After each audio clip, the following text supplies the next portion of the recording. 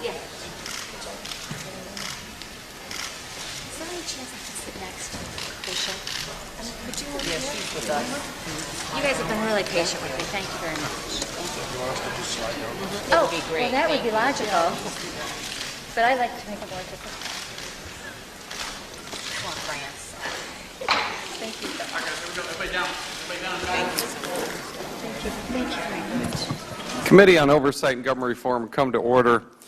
Without objection, the Chair is authorized to declare a recess at any time.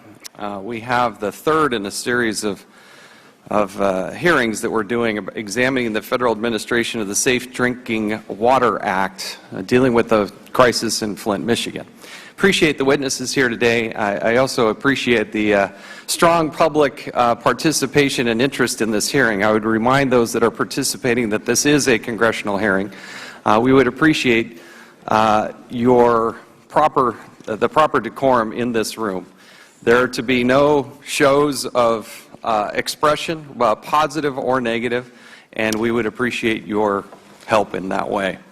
Let me make just a few observations, and then we'll turn it over to the ranking member and get right to the questioning here. There are people still today in Flint, Michigan, who are waking up this morning, they can't drink the water, and they can't take a shower. They're using a bottle of water to drink, and they're using a bottle of water to take a shower. And I can't even imagine my family having to go through that here in the United States of America. I was able to visit Flint with a number of members here on this past Saturday, and this is a crisis, and it affects a lot of people. And I think these hearings have been very productive. There are people that have been exposed to drinking lead-laced water for more than a year. And this is, I believe, a failure at every level, and I think most everybody has acknowledged that. Let's remember that Flint City was a city in crisis. Financial situation was dire at best. The people of Michigan made a decision, and emergency managers were put into place, save dollars. And I think the idea, desire to reduce the rate of the cost of water, as well as improve the quality of water, was where this started, but it's not where it ended up. At every level in Michigan, from the city to the Department of Public Works, to the emergency manager, to the Michigan Department of Environmental Quality, there were failures. And there's questions about the accuracy of the data that was provided. Some of those people were responsible and reported to the governor of Michigan. And I appreciate the governor volunteering and suggesting that coming here and testifying before Congress to tell his version of the story was an appropriate thing. And Governor, I appreciate your willingness to come talk to this body, because there are some serious questions, and we do want to get to the bottom of it. The Congress also has responsibility and jurisdiction over the EPA. The funding of the EPA, obviously being a federal organization, we have jurisdiction, and it's proper and important that we look at things from that perspective as well. In February, Leanne Walters, who's here in the audience with us today, finally got fed up with what was going on, where she managed to get a hold of the EPA, and Miguel del Toro from the EPA showed up on the scene and started to test the water. He should be highly commended for his actions and the things that he did. And I appreciate Leanne Walters and her family for stepping forward, and can't even express, I just can't even imagine what her and her family and her son, who I met, got a picture with, what they've been through.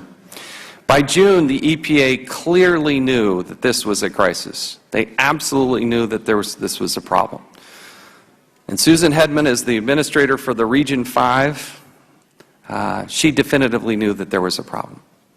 The mayor at the time in Flint asked what had happened. Is the water safe to drink? He was told, don't pay no attention to the report that was written by the EPA, and actually went on local television and told people it was safe to drink the water. Move forward to September 24th. One of the more troubling things, I want to put up this graphic. This is an internal email within the EPA talking about Susan Hedman. Perhaps she, Susan Hedman, already knows this, but I'm not so sure Flint is the community we want to go out on a limb for. End quote. You can take that down. It's one of the more offensive, concerning things I've seen.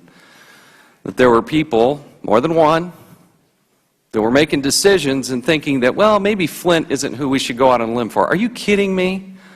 Of all the communities out there, Flint is the #1 place that they should have been going out on a limb for.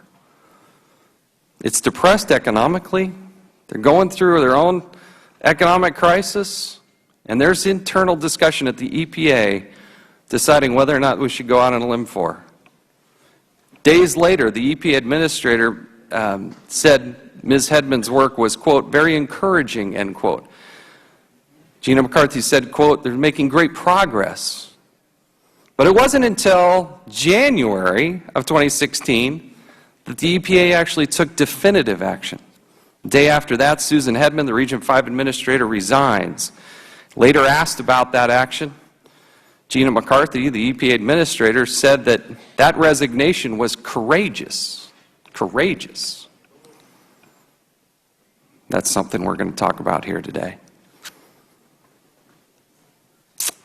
I've seen a lot of things before this committee, but I've got to tell you, this, the lack of action here, the lack of letting people know so they can make an informed decision is very concerning. It's very concerning. Let's now recognize the ranking member, Mr. Cummings. Thank you very much, Mr. Chairman. And I, too, agree that this is a tragic situation. But let's be clear. This is not just on the EPA. It's much bigger than that. And so I take a moment, first of all, to thank Leanne Walters, Professor Edwards, and to the people of Flint, many of whom have come here today. They're lined all outside these walls, unable to get in, and probably feeling left out. But they probably felt left out for a long time. And so, Mr. Chairman, I take this moment to thank you. You didn't have to do this. I asked you for a hearing, and you granted us 3 hearings. And I really appreciate that. You see, because I live in a neighborhood where lead is a problem. I'm very sensitive to this issue. Governor Snyder has been described as running the state of Michigan like a business. Well, what if this was a business? What if a CEO ran a company that sold toys laced with lead that children put in their mouths? What if those children were poisoned as a result? And what if that CEO ignored warnings for more than a year as those kids got sicker and sicker and sicker? There's no doubt in my mind that if a corporate CEO did what Governor Snyder's administration has done, he would be hauled up on criminal charges. The board of directors would throw him out, and the shareholders would revolt. This is similar to what is happening now to Governor Snyder. The special counsel for the State Attorney General's office has launched an investigation. And he says, I didn't say this, he says, that state officials could face charges including breach of duty, gross negligence, or even manslaughter.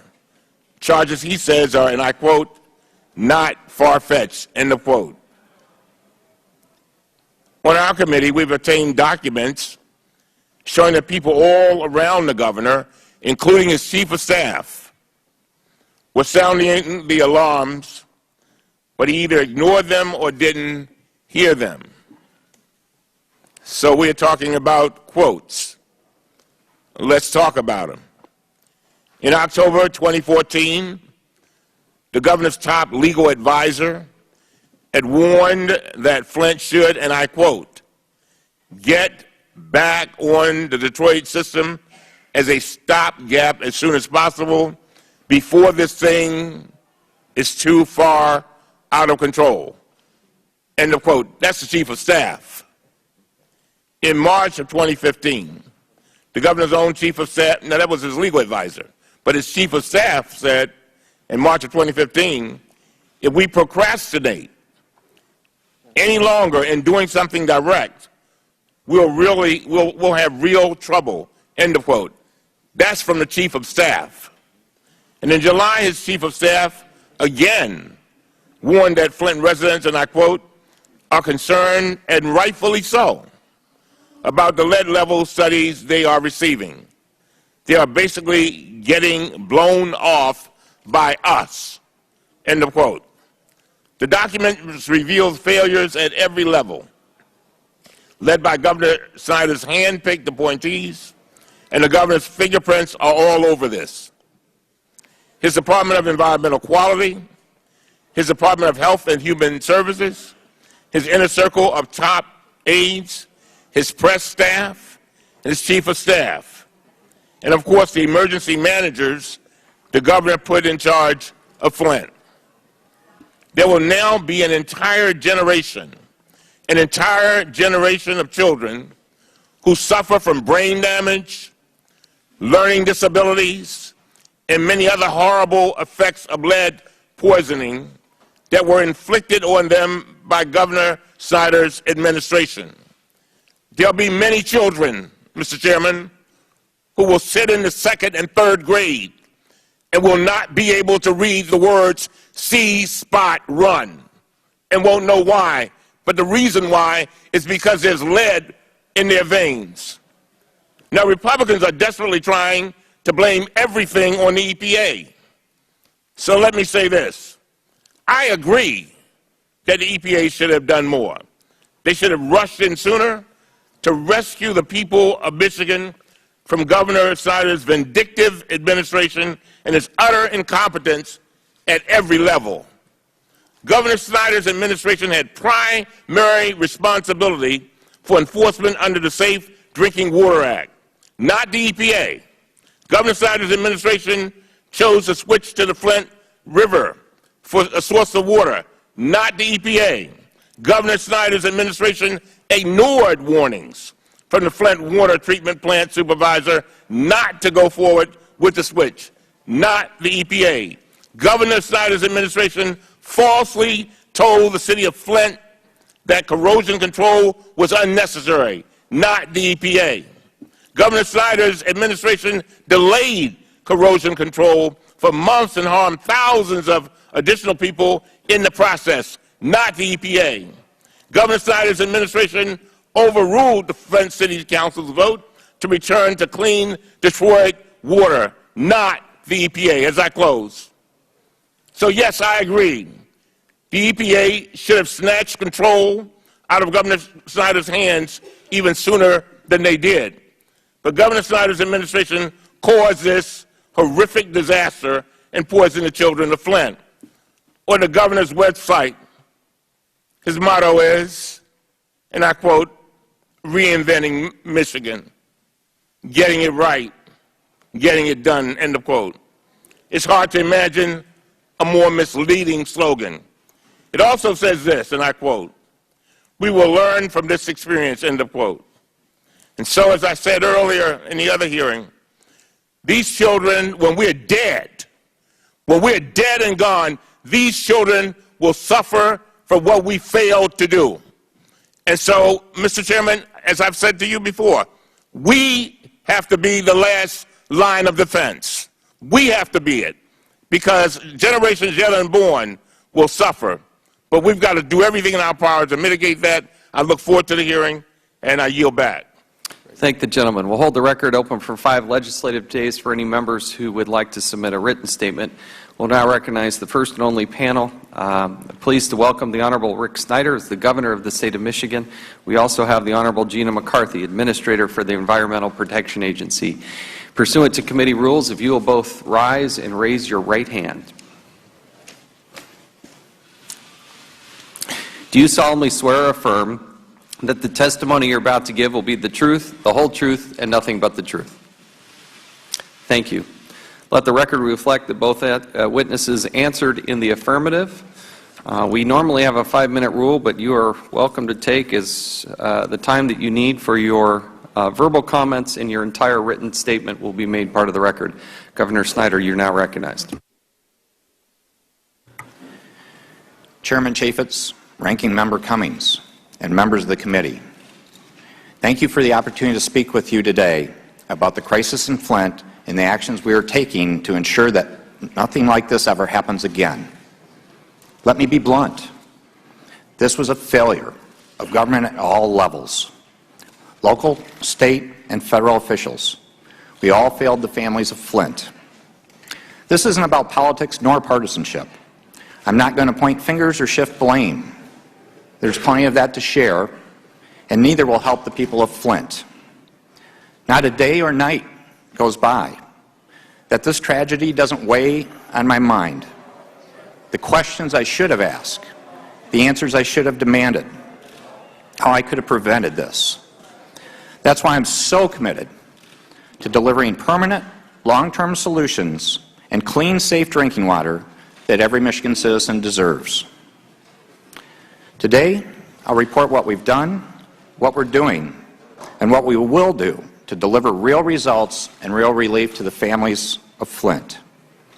But before going through the facts, I want to express my profound gratitude for the help and heroism of Professor Mark Edwards, Dr. Mona Hanna-Attisha, and Flint resident Leanne Walders. They were among the first to sound the alarm about the failures of government and the crisis afflicting the Flint community. Here are the facts. From the day the city of Flint began using the Flint River as an interim water supply on April 25, 2014, and repeatedly after that, the Department of Environmental Quality assured us that Flint's water was safe. It wasn't. A water expert at the federal EPA tried to raise the alarm in February 2015, and he was silenced. It was on October 1st, 2015, that I learned that our state experts were wrong. Flint's water had dangerous levels of lead. On that day, I took immediate action. First, we quickly reconnected to the Detroit water supply to begin sealing the damaged pipes. Second, I ordered the immediate distribution of water filters and extensive blood level testing in schools and homes to identify those at highest risk so they could receive health care, nutrition, and additional support. Third, we deployed $67 million to address both short-term needs and long-term solutions. Our focus and our priority is on both short-term health and long-term safety. This includes diagnostic testing, nurse visits, and environmental assessments in the home to treat any child with high lead levels. This is only the beginning. Right now we're in the appropriations process for an additional $165 million to deliver permanent long-term solutions.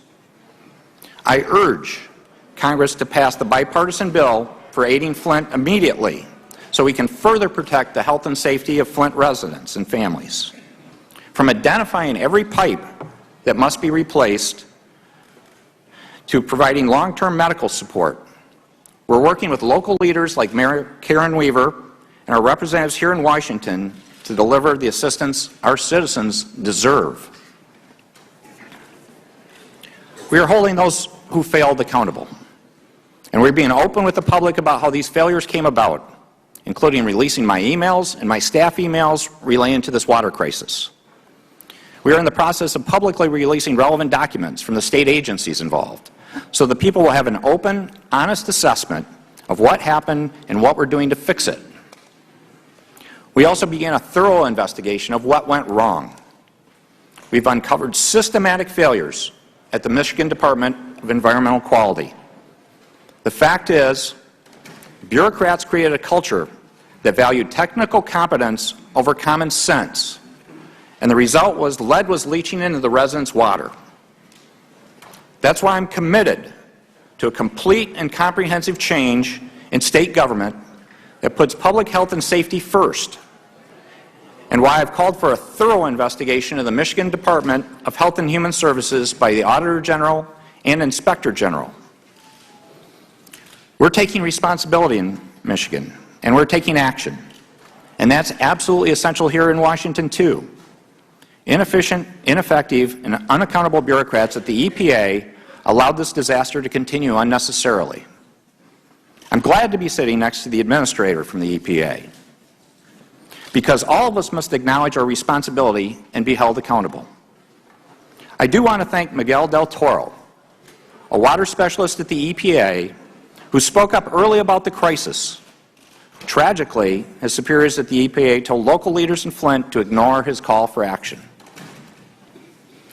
The truth is, there are many communities with potentially dangerous lead problems. And if the EPA and the DEQ do not change, and if the dumb and dangerous federal lead and copper rule is not changed, then this tragedy will befall other American cities. Professor Edwards has been sounding this alarm for years, and I look forward to joining with him to address this failure of government.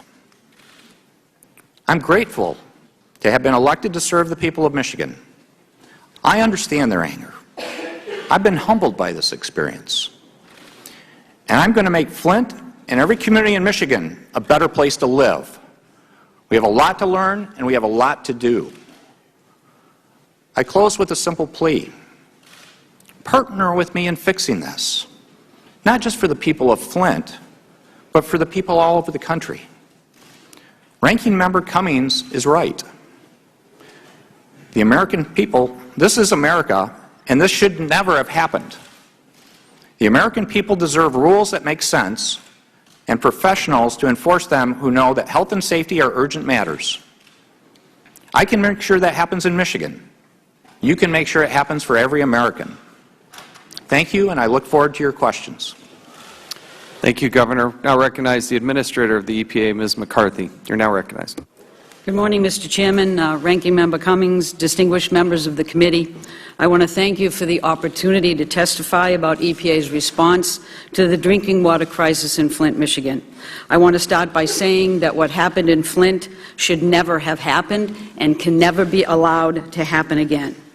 The crisis that we are seeing is a result of a state-appointed emergency manager deciding that that city would stop purchasing treated water that it had been successfully relying on for 50 years and instead switch to an untreated source for the simple reason that they wanted to save money. The state of Michigan approved that decision without requiring corrosion control treatment. Without corrosion control, lead leached from the pipes and fittings and fixtures in homes and businesses and industries, and it leached into the drinking water. These decisions are what resulted in Flint residents being exposed to dangerously high levels of lead. Now, under the Safe Drinking Water Act, Congress gives states the primary responsibility to enforce drinking water rules for the nation's approximately 152,000 water systems. But EPA has oversight authority. Typically, EPA has strong relationships with our states, and we work with them under this act. But looking back on Flint from day one, the state provided our regional office with confusing, incomplete, and absolutely incorrect information. Their interactions with us were intransient, misleading, and contentious. And as a result, EPA staff had insufficient information to understand the potential scope of the lead problem until more than a year after that water supply was switched. While EPA did not cause the lead problem, in hindsight, we should not have been so trusting of the state for so long when they provided us with overly simplistic assurances of technical compliance rather than substantive responses to our increasingly growing concerns. Although EPA regional staff repeatedly asked the Michigan Department of Environmental Quality to address the lack of corrosion control, we missed the opportunity late summer to quickly get EPA's concerns on the radar screen. That I regret. Since October, EPA has been providing technical advice to the city. Additionally, as part of the federal response led by the Department of Health and Human Services, an EPA response team of scientists, water quality experts, community involvement coordinators, and support staff have been on the ground every day since late July. The EPA team has visited hundreds of homes and collected thousands of samples to assess the city's water system. And we're encouraged by these test results. But our enhanced efforts with Flint will not cease until the system is fully back on track. Now, we've also been engaging Flint residents, visiting places of worship, schools, libraries, community centers, and senior living facilities to hear their concerns and share information. I have also taken several concrete steps at the agency to address some of the systemic issues raised during the crisis. I directed a review of MDEQ and its ability to implement the Safe Drinking Water Act for the very reasons that the Governor has also so clearly articulated. I called on EPA's Inspector General to investigate EPA's response to the Flint crisis. No, we didn't cause it, but could we have acted sooner to correct the situation? I issued an EPA-wide elevation memo encouraging staff to raise issues of concern to managers and for managers to be welcoming of staff concerns and questions. Too much back and forth went between EPA and the state when it should have gone up so that we could have raised the red flag earlier. I also recently sent letters to every governor and every state environmental and health commissioner in the country asking them to join EPA in taking action to strengthen our safe drinking water programs, to ensure that they're looking and working with their own communities. Additionally, we're actively working on revisions to the lead and copper rule. The lead and copper rule was revised under the prior administration to streamline the monitoring and reporting requirements. We know that it needs to be strengthened. While the contours of this situation are unique, the underlying circumstances that allowed it to happen are really not. As a country, we have a systemic problem of underinvesting in environmental justice communities. And make no mistake about it, this is an environmental justice community. Not only are these underserved populations more vulnerable to impacts of pollution, but they often lack the tools and the resources and the voice to do something about it. That's what stacks the deck against a city like Flint. That's what creates an environment where a crisis like this can happen. In many areas across our country, water infrastructure is aging, antiquated, and several communities are severely underfunded, particularly low-income communities, which may have the most difficulty securing funds through rate increases or municipal bonds. This threatens citizens' access to safe drinking water, and we need to start having a serious conversation with Congress and others about how we advance the technologies and investments necessary to keep delivering clean water to American families. I'm personally committed to doing everything possible to make sure a crisis like this never happens. Having been to Flint, having met with the families, having met with faith leaders, having looked at where we're distributing waters, having worked hard to make sure that communities have the information that they need to stay safe. You cannot do anything but be personally committed. But we know that no one portion of government can do it alone. None of us can do it alone. We need the cooperation of all of our colleagues at every level of government and every branch of government and beyond. Thank you. I look forward to answering your questions. Thank you. We'll now recognize the gentleman from Michigan, Mr. Wahlberg, for 5 minutes. And as we start this, I remind members we have votes that will happen earlier today. I really do need everybody to stick to the 5 minutes so that we can get the maximum number of people to participate here. Both of these people have pressing schedules as well. So if we can adhere to the 5 minutes, I'll start to gavel you down right then. But we'll start by recognizing Mr. Wahlberg for 5 minutes. Mr. Chairman, thank you, and I'll take that certainly to heart. But I do want to thank you for the intentional method by which you've carried on these investigations and these hearings. Mr. Chairman, you didn't have to do it, but you've done it well. I'm a proud Michigander, and I'm proud of my state. I'm proud of the things that are taking place. This is a problem, but I'm proud of Michigan. And for you to take serious attention to this, I thank you. And Governor Snyder, we appreciate you voluntarily coming today. We appreciate you voluntarily releasing all your emails so they could be part of the record. We appreciate the fact that you're willing to answer tough questions that this committee will offer today and outline the steps you're taking to solve the crisis and help Flint recover, because we want Flint to recover. It's a great city. It has great workers. I've driven great cars made in Flint, and have now had the opportunity to look in the eyes of Flint citizens who have experienced this tragedy, a human-made tragedy. Governor, let me ask you, when did you first learn of the instances of a question here that was brought up just the other day as well, and it's a concern, instances of Legionnaire's disease in Flint? Yeah, in terms of Legionnaires, I didn't learn of that until 2016. And as soon as I became aware of it, we held a press conference the next day.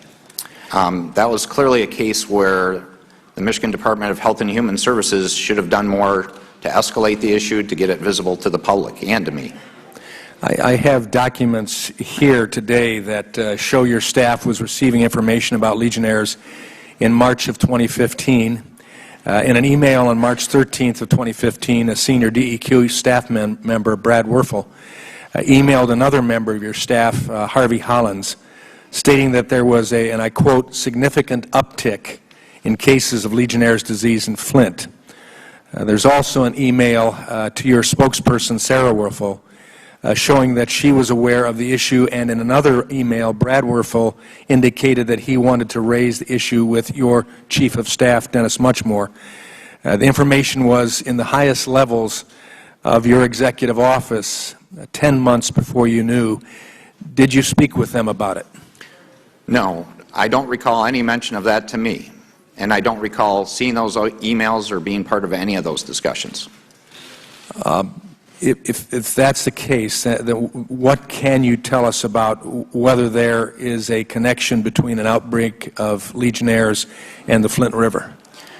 Well, obviously, given the change in water source, it's a concern.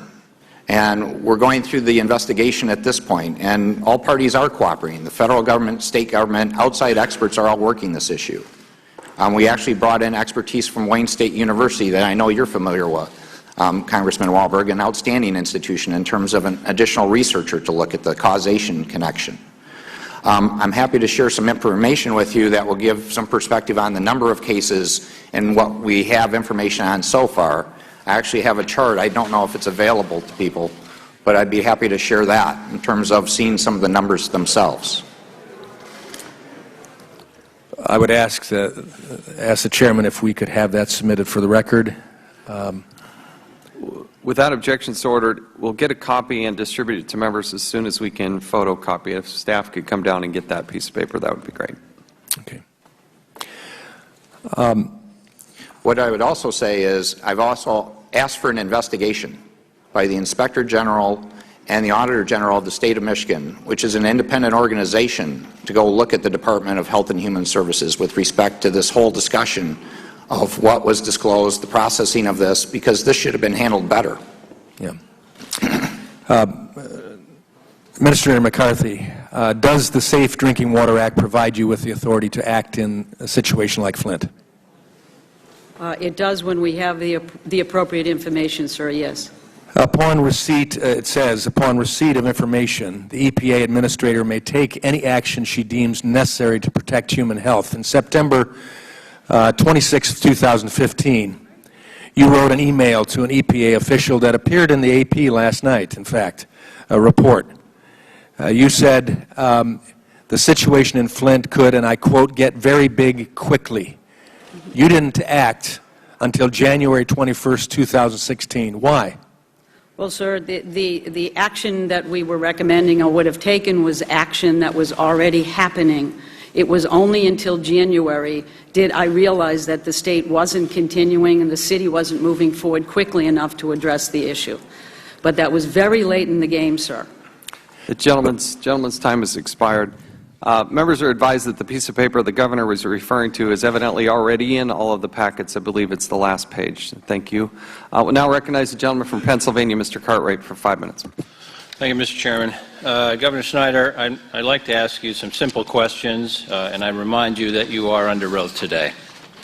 First, I think you said this in your testimony, but you do admit here today before this committee that you and your administration failed the people of Flint. I've made that clear in terms of my State of the State address, where I said... Your own task force found that your Department of Environmental Quality was, quote, primarily responsible for the crisis in Flint. Do you also admit that here today? Yes, and I took actions immediately based on their recommendations. Your task force found that your officials at MDEQ did not implement corrosion control, which, quote, led directly to the contamination of the Flint water system. Do you admit that here today? The lack of corrosion controls led to this issue. And you admit that it was your officials at MDEQ that did not implement corrosion control, which led to that, right? They did not instruct the city of Flint to do corrosion controls. Is that a yes? Again, they wouldn't be doing the corrosion controls. That's a city responsibility, but they failed in what I deem would have been common sense to say they should have. Governor Snyder, do you admit that you personally received a letter on January 18, 2015 from Flint's mayor begging you to take action and warning, quote, there is nothing more important in Flint right now than fixing the water problems, on January 18, 2015? Do you admit receiving that letter? I received a letter from the mayor dated that, and I took action on items within that letter. I'm asking you about January 18, 2015. This is Exhibit D we've marked for you. Yeah, could you share the letter with me so I could confirm that? Would you hand him the letter, please? It's marked as Exhibit D. We'll ask that this be made part of the record, Mr. Chairman. Without objection, so ordered. January 18, 2015, from Dwayne Walling, the mayor. Last paragraph on the second page.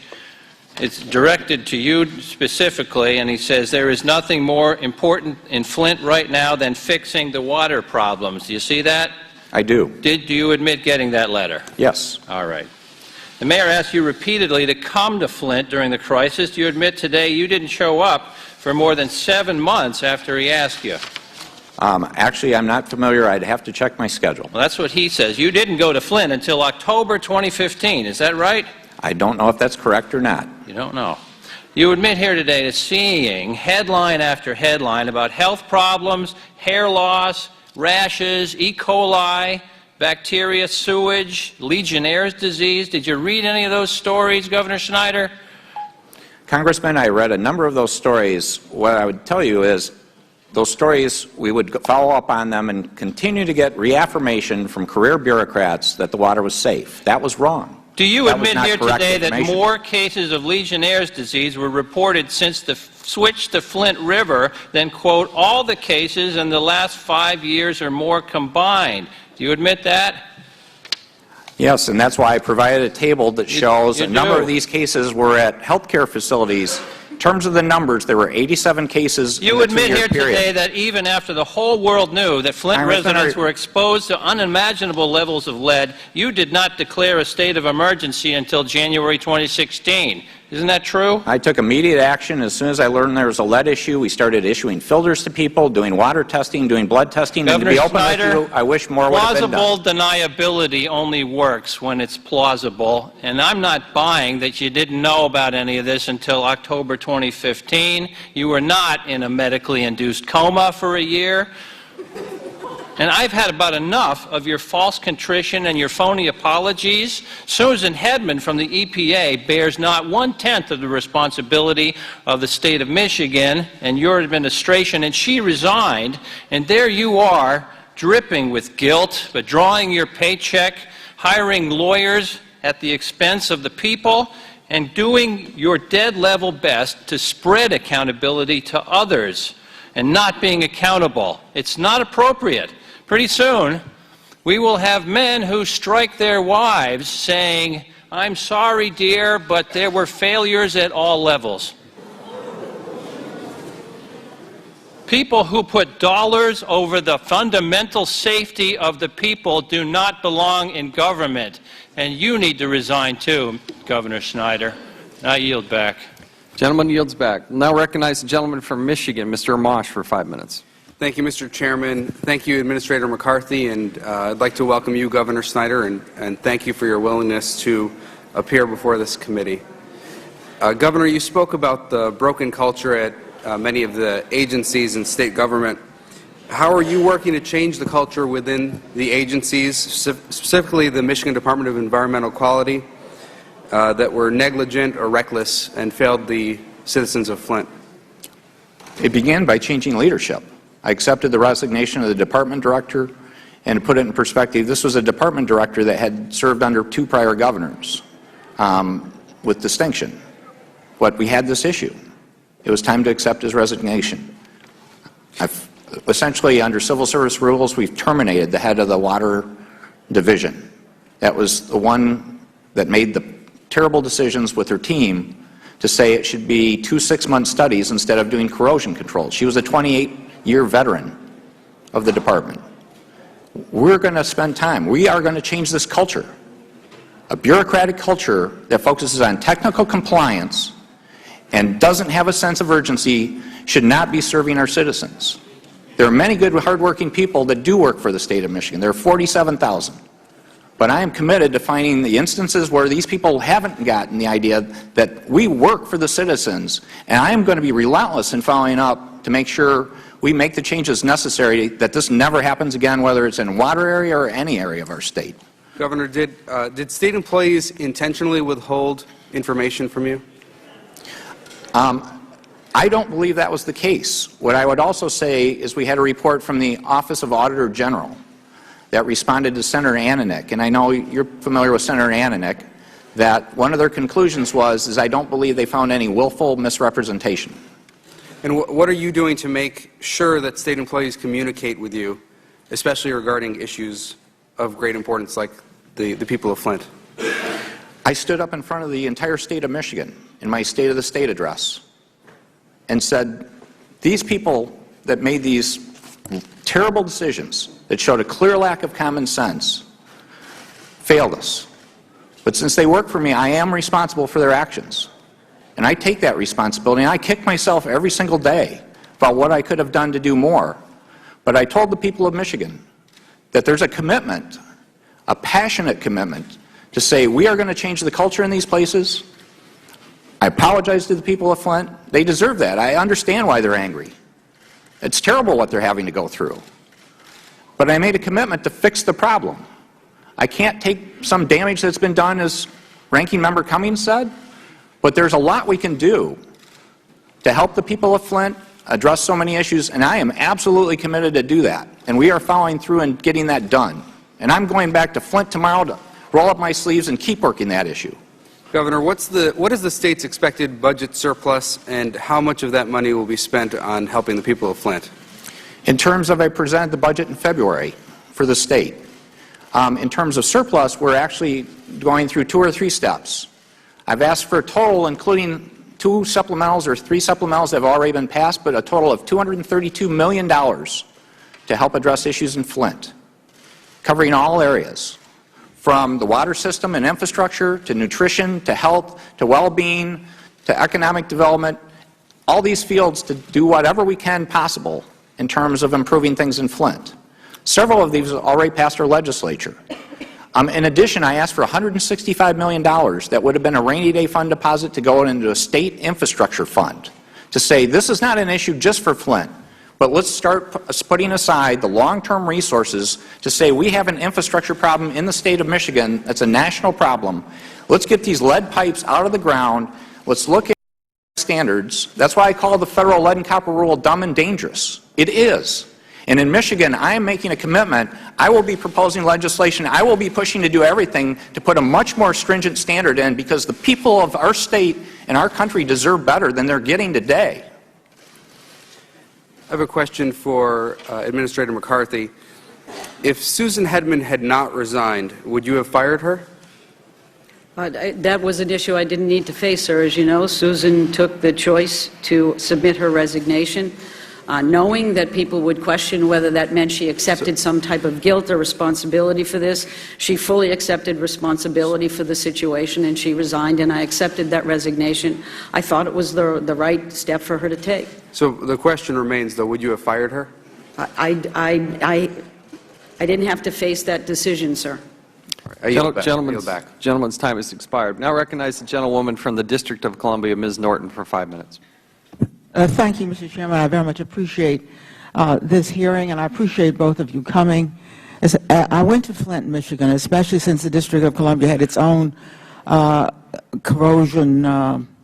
lead corrosion crisis about 15 years ago. I was impressed with the many federal agencies that were there. But I see responsibility on the part of the federal and the state levels, and I think this House has found this, and I commend the House for passing a bill from the Energy and Commerce Committee that says that, and is pending in the Senate, that the EPA must notify residents when water samples show lead levels for the highest 10% of homes at above 15 parts per billion if state and local agencies don't do it. So this protocol, this banter between the state and the federal agencies is very distressing when you're talking about irreversible lead in the water. But Mr. Governor Snyder, you appointed your own task force. It appears not to have minced any words. It's a task force that, to your credit, you appointed in December 2015, and it says that the state of Michigan bears, and here I'm quoting their words, primary responsibility, end quote, for the water crisis in Flint. Do you accept this conclusion from your own task force, the people you, I take it, appointed?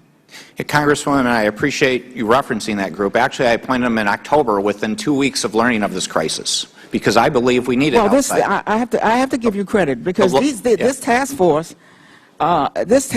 seems to have operated very independently, and here I'm quoting them again. We believe the primary responsibility for what happened in Flint rests with the Michigan Department of Environmental Quality. Although many individuals and entities at state and local levels contributed to creating and prolonging the problem, the MDEQ is the government agency that has responsibility to ensure safe drinking water in Michigan. It failed that responsibility, end quote. And I accepted the report, and I took immediate action. Thank you very much. I'm just trying to make clear, and to your credit, you ought to want to spread this on the record, because this task force, and here is what is really interesting to hear them say, and here I'm quoting them, found that there was aggressive dismissal, belittlement, and attempts to discredit those efforts and the individuals involved. Do you agree with this finding of your own task force? I do. And those things never should have happened, and those folks are no longer with us. This quote seems to indicate that there was an attempt to discredit the work of others who apparently ultimately proved to be right. And again, I'm giving you credit for this task force, but I think this task force shows that the state has accepted the responsibility. The most serious finding was that the task force found that Michigan actually caused this poisoning. It said officials, and I quote, did not require the task force found that the lead and copper rule required corrosion control treatment. That's to keep lead from leaching into the water, which your officials, and I quote them, said it was not required when the switch to the Flint River. They're saying that they found it was, quote, not necessary, according to the task force report, and that this failure, quote, led directly to the contamination of the Flint River water system. It seems to me, Governor, that your administration has already taken responsibility for what happened, and that your own task force takes that responsibility. It seems to me here today, each and every response should be to echo your own task force, that the responsibility lay with the state of Michigan. The state knew what to do in time, and it did not do what it knew had to be done. And I thank you, Mr. Chairman. The gentlewoman yields back. We now recognize the gentleman from Florida, Mr. Micah, for 5 minutes. Mr. Chairman, members of the committee, I think a lot more failed in Flint than the water. It's a failed city. We have many of them not only in Michigan but across the country. Since we started these hearings, it's amazing. I've talked to staff, and we've gotten information that probably dozens of communities are facing the same thing, and they're coming forward and saying that they have unsafe drinking water and high levels of lead, and their kids are being poisoned. Governor, you did take some action, and some people have been fired. Is that correct? Correct. I guess the Flint waterhead, several others, and you suspended other people. Is that correct? Correct. And you said everyone shares some blame, including yourself, right? Correct.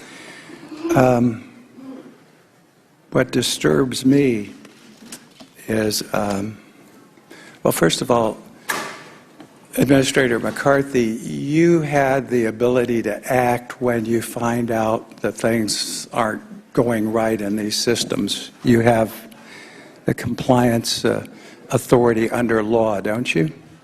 Yes, sir. Yes, sir. And who was fired or held accountable in EPA? Well, sir, you have to look at Was whether or anyone not- fired? No, sir.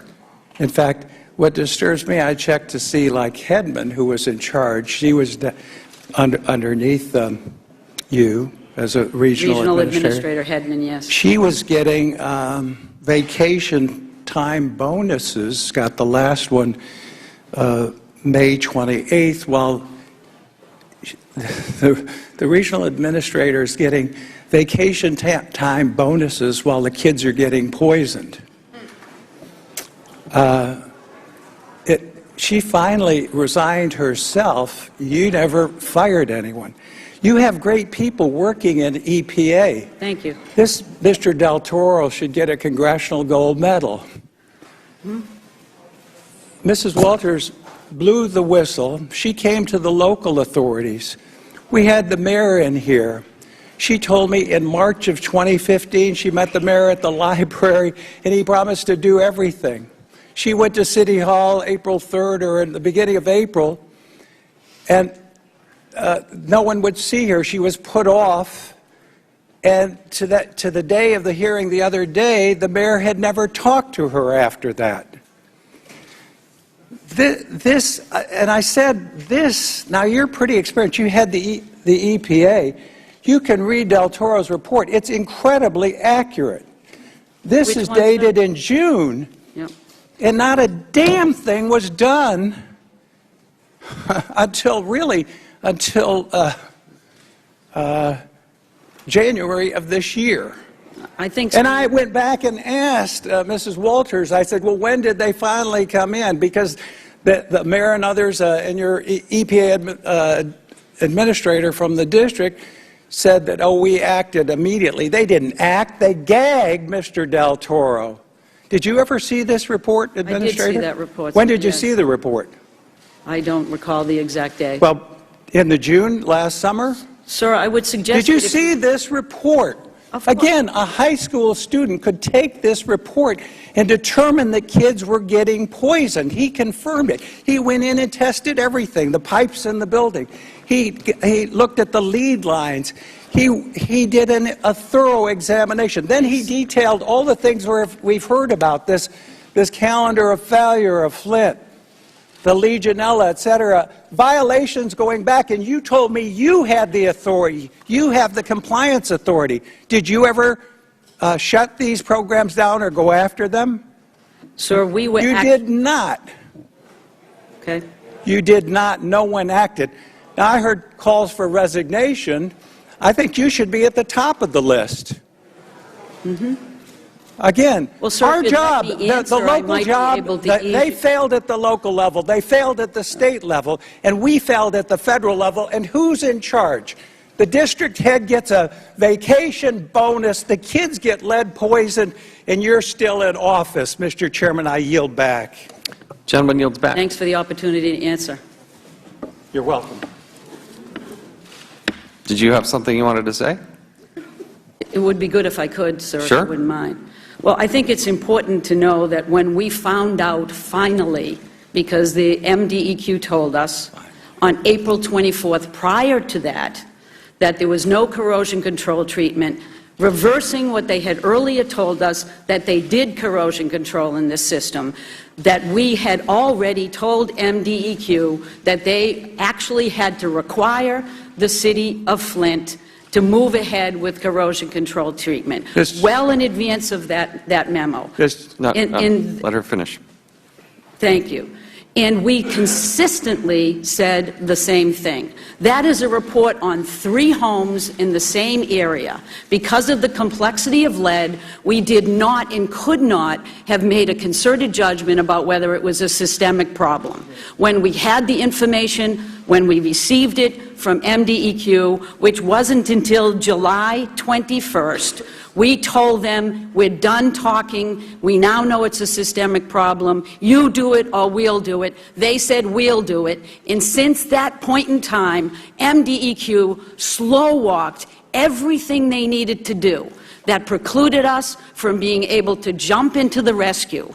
That is what happened. And if people are worried about whether we silenced Miguel del Toro, Miguel is a hero on this. He remains a central part of our decision-making. He's one of our experts we rely on. The simple fact is that MDEQ was the one who told everybody outside that he was a rogue employee to discredit him, just as the MDEQ was doing, as the governor's task force said, in trying to discredit anybody who said there was a problem with that drinking water system. Wow. We were strong-armed, we were misled, we were kept in arm's length, we couldn't do our jobs effectively. Mr. Chairman, I just ask that Mr. Del Toro's report of June be included in the record at this point. Thank you, and I yield back. Without objection, so ordered. Wow, you just don't get it. You just don't get it. You still don't get it. We'll now recognize the gentleman from Virginia, Mr. Conley. Well, Mr. Chairman, thank you. I get it. We're trying to make sure that blame is shifted here. It's interesting for a committee that has practiced Allison and Wonderland techniques with management. Off with your head. So when there's a problem at OPM, off with the head of OPM. Off with the head of the CIO at OPM. Off with the head of John Koskin and the head of IRS. Off with the head of Lois Lerner. But Governor Snyder, apparently my friends on the other side of the aisle want to make sure your head is securely on your shoulders. Governor Snyder, do you believe in the philosophy of the government that says we ought to push responsibility and power to the lowest level we can, as close to the people as we can? As a general rule, yes. So in November 2012, the citizens of your state rejected the emergency manager